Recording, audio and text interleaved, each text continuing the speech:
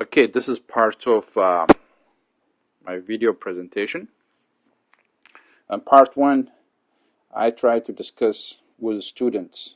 I am a student myself. This is a peer-to-peer conversation. A lot of students are confused which sheikh to go to and to learn.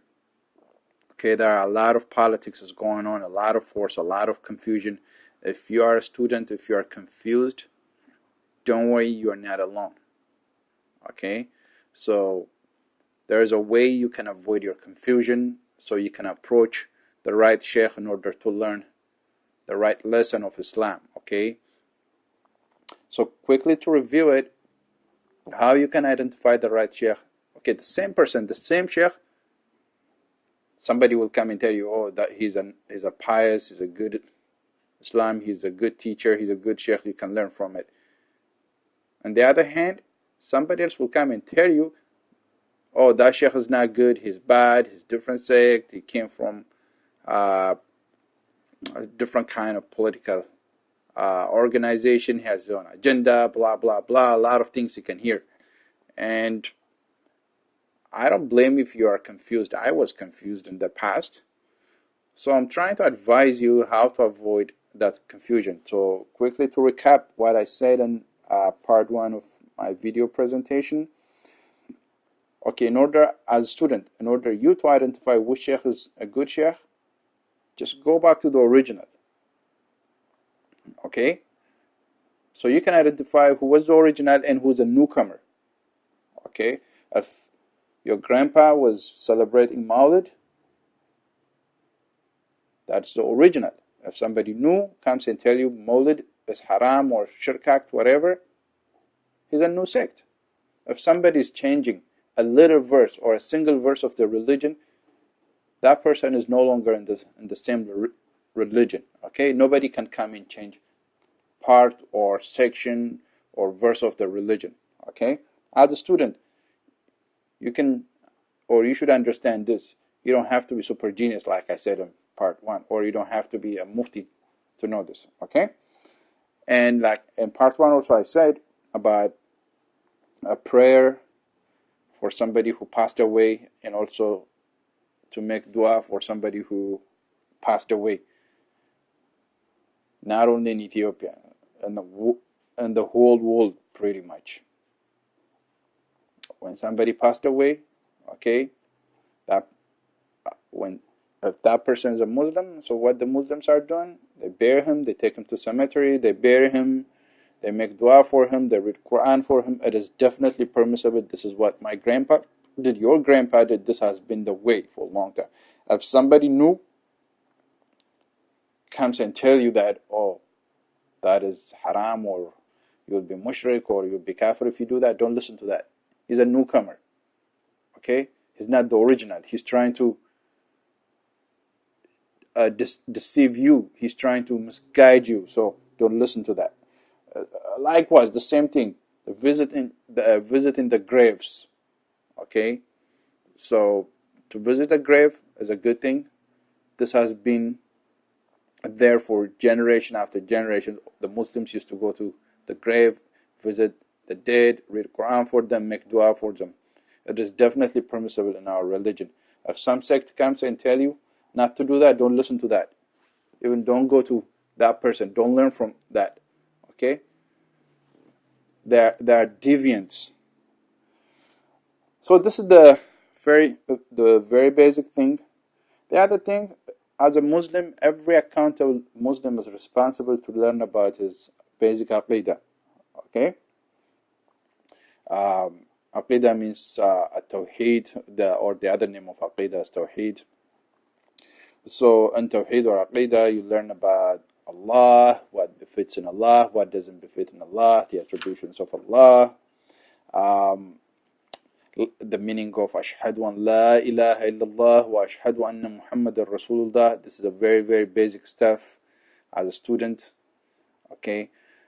In order somebody to become Muslim, he has to hold his shahada, right? By saying Ashhadu an la ilaha illallah wa ashhadu anna Muhammadan Rasulullah, which means I know, believe, and declare that nothing deserves to be worshipped except Allah. This is the first verse. Second verse is, I know, believe, and declare that Muhammad is the messenger of Allah. Okay?